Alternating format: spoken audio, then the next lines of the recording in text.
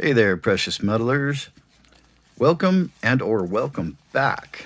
Liberty Bleeds Silver here, sharing my vintage silver collection with the community and anybody else who might be interested. I hope that's you.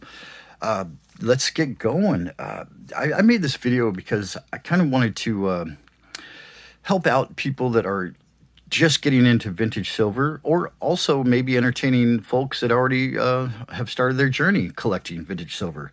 There's so many different types. I've kind of jumped in a little bit everywhere, but I thought it would be fun to go through what I have so you guys could see what I've amassed and do a little bit of explaining along the way, maybe some tips and tricks that I've used.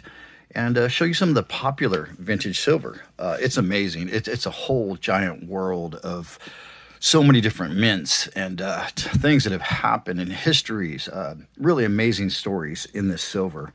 And vintage silver, you think, okay, what does that even mean? Vintage is a Latin, derived from Latin, and it literally translates to of age, so old. But I think the silver community, let me show you a little bit here while I'm talking about that. I think the silver community has kind of agreed that I would say vintage started what we call vintage silver in the early 70s, right around 1973, I believe, is when they legalized you could make silver bars and rounds, not coinage, but you could make silver and bars and rounds, and so many mints and people jumped on the board to make vintage silver. Hoffman and Hoffman, if you guys don't know, these are highly sought after, super cool pieces. We'll talk a little bit about that in a minute. But yeah, so 1973 was a big year for art bars. Also, the Guardhouse Box Challenge is going here. Silver Struck started me on that, and World Money Wins, another big guy into it. And I'll give you some tips on some channels to check out if you are interested in this, where I learned. Those are two of them, Silver Struck and World Money Wins. And I thought I'd take you through. Okay, so let's start with the popular ones. Okay, like here we go, Prospectors. Oh, and by the way, if you can ever get vintage silver in mint packaging, get it. That's a 1984, just called Lollipop package. They came in like long strips of these, and that's a super cool piece. I'll never take it out of there. But yeah, so I've picked up the Prospectors. They started in 1982, and some of them have different reverses. Different like types. So that's the big E. I'll set these down as we go. There's a 1983. Yep. And then we've got the big E again. Oh, and what's on the back of this one? This is it, Eagle. See, there's a different version. Some of these years, I think it's 82, 83, 84, I believe. I could be wrong, but do your research. If you're going to learn about these, you got to dive in and learn something. There's an 84. That was really hard to get. I think up to 84 is when they did the big E, and then they stopped that. And like the 85 only has the Eagle reverse, Eagle and the flag. There's 85. I'm missing the 86. Oops. There's the 87. Yep, 87. That's also the Eagle. And I have the 88, the Eagle. And so I'm missing the 86. So if anybody out there has an 86, an extra one, let me know. Yeah, I like to pick these up. I could probably find it on YouTube, or not YouTube, sorry, on eBay. But I'm going to pay a high premium. And that's another thing I want to talk about. There are different premiums to pay on these. I try to pick up anywhere, right around $2, $3, $4, $5 is kind of like, oh, that's a lot, But I do shop around at LCS's, local coin shops. And that's how I've amassed most of this. Don't get me wrong, I have paid a little extra for some of these pieces, higher premiums, of course, because like there's less than 500 made, stuff like that. But yeah, here's a Silverado. Let's get into some of these, call them, just a mix mash of different vintage. Here's a Silverado, which I just discovered about a year ago. That's a World Trade unit. And it's got a little different back than most World Trade units. That's the certified mint there. I don't know if this one has a year on it. I'm not sure. I don't see one. But that takes us over to these trade units. So I collect vintage silver, but as you can see, some of it's turned into stacks. A stack of Prospectors, I got a stack of A-Mark, Liberties, Bells, and I got a stack of World Trade dollars. So, Silver World Trade units, I'm sorry. Yeah, these are really cool. 480 grains, 1 ounce Troy. Super sweet pieces. Got a whole bunch of these. all different mints made these. There's Parliament Shield. We've got Silver Bullion Exchange. There's a 1974. Yep, so that was kind of like the heyday back then. Upside down there. There we go. Yeah, these are great. So many different versions. There's the Morgan Dollar version. That's a 1984 copy, of course, not the real thing. Yeah, so many different ones. It's kind of hard to know where to start, but I go to coin shops, and we don't all have the same circumstances. Some people don't pass coin shops on their daily commute like I do. I can stop in and see what my local coin shop has available for a good price, because I definitely shop around. Yeah, some of the Eagles stylized versions are insanely cool. Yeah, they always seem to have the scales. That's what I look for. There's another 74. Oops, that's upside down. I think that's a copy of the one I showed previously. I like to pick up an extra one here and there just in case somebody else might need one, and I can trade another silver dollar for it. So yeah, that's my stack of trade dollars. Then let's get into these Liberty silver A marks. Yeah, 1982 is when it started, and they all have the same back. It's the Liberty Bell. Very, very cool. It says Life, Liberty, and Happiness on there. It's got a little bit of toning. 1982. Then I have the 83 as well. They all have the same back on there. I also have the 84. Yeah, they were big in the 80s. Lots of silver, vintage silver came out in the 80s.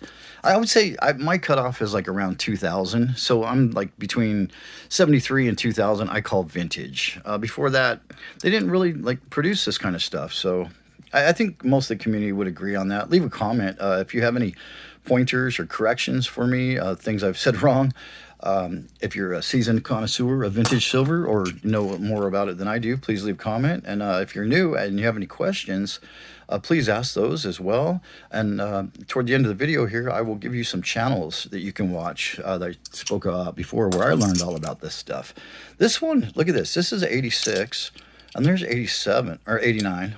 Whoops. I've got, I think I'm missing the, I'm missing one of them. What was that? Oh, there's 87. Okay, so I am missing the 86 A mark. But look at this 88. The luster on it is more like an American Silver Eagle as compared to the kind of proof back shine, proof-like type. So if anybody knows why the 88 looks like that, I don't understand. It's such a different finish. But anyway, so those are, and then after the 89, they came out with these, which they've been making ever since, and there's no year. So 1990 and beyond has no year, so I have no idea how old this one is, but it has a very similar finish to the 88. So I'm curious. Always something to learn about this this vintage silver. Yes, let's go through these. Monex actually had the Royal Canadian Mint make these up in 1981, I believe. Is that, no, 82. Yeah, this Royal Canadian Mint made these for Monex, which was a huge bullion dealer. Pull these off to the side so I remember where I was at. Also, there's Universarios. I have a couple more of these. I couldn't dig them up at the moment, but Universarios are super cool, like another type of a World Trade Unit. Here we go. We've got, okay, here. This is Mexican silver. And gotta love the Libertads, right? This is from where's the date? I think it's 1982 on there. Yeah, 1982 right in the corner in the bottom there on the left. So that would be vintage silver as well, just like American Silver Eagles that are older. Yeah, so, it's arbitrary, but it's fun to delve into. Here's Sunshine Mint. There's another 1982. That's a very popular year as well. Beautiful Sunshine Minting. A little different than the Sunshine Mint, which I believe is that.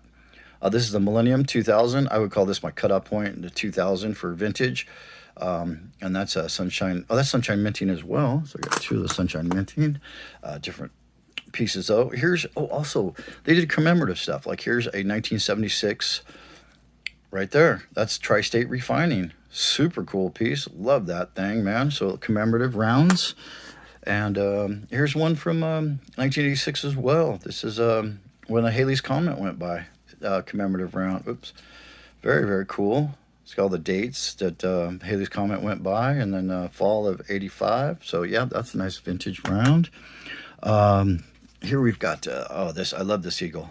Such a great eagle. 1973. There's that year again, and yeah, that's just a beautiful, beautiful piece.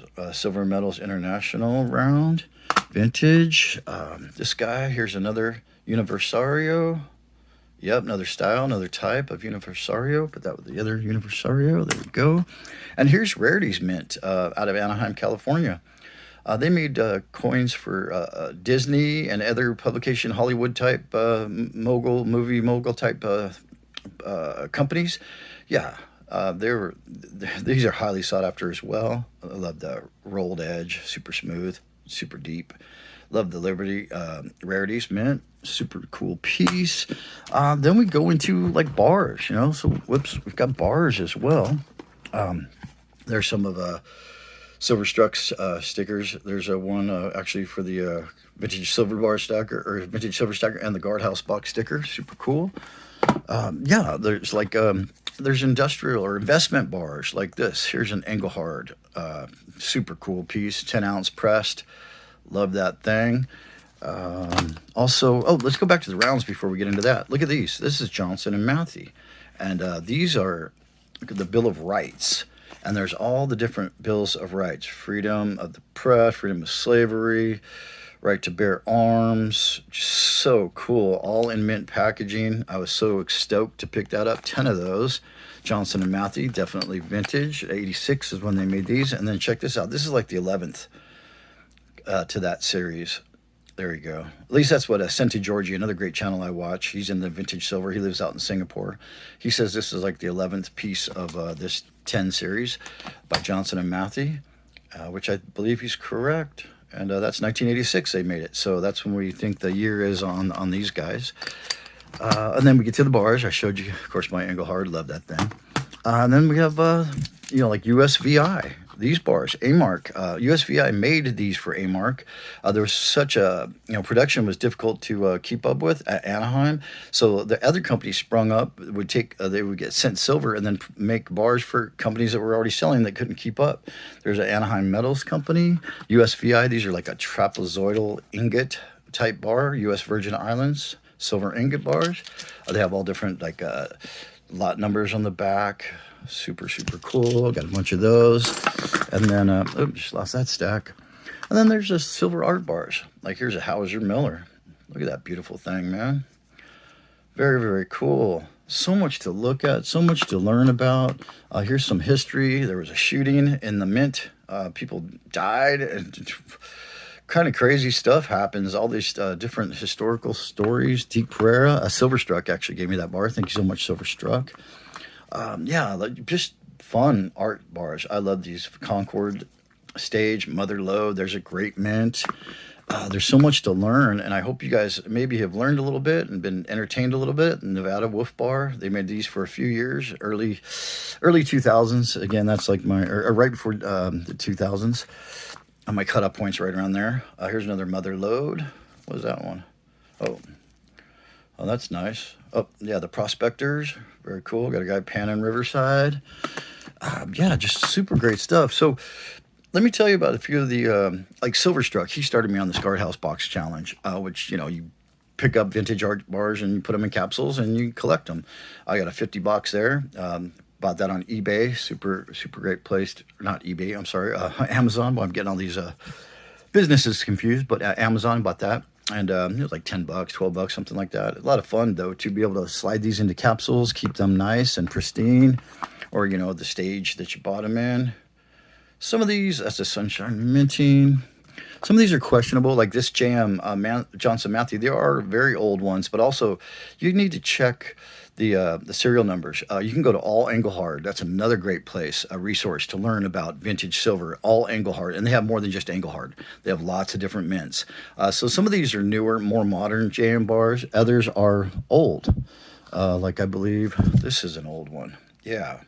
But you can tell by going and checking the serial numbers on these to find out if it's vintage or not.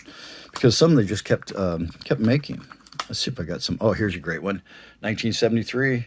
That's the big year. It was kind of like the big bang of explosion for all different kinds of mints to jump into the game. And Seco Mint, yep, Seco, they jumped right in and made the beautiful go-go bar.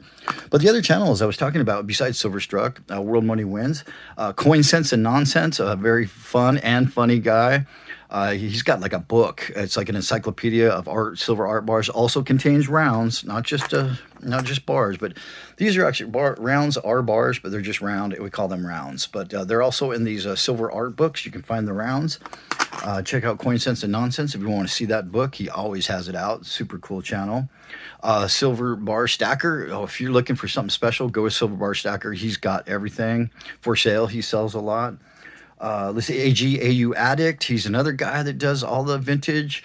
Yeah, there's a lot of them out there. Too many to mention, but I sure hope. No, let's get into this. I sure hope this helped and you guys learned a little bit and were entertained and enjoyed checking out my collection here.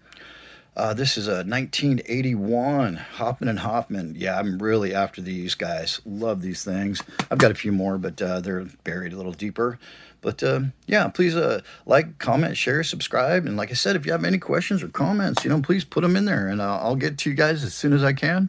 Hope y'all have a great day. Hang loose. Stay shiny. Peace out, y'all. Ciao.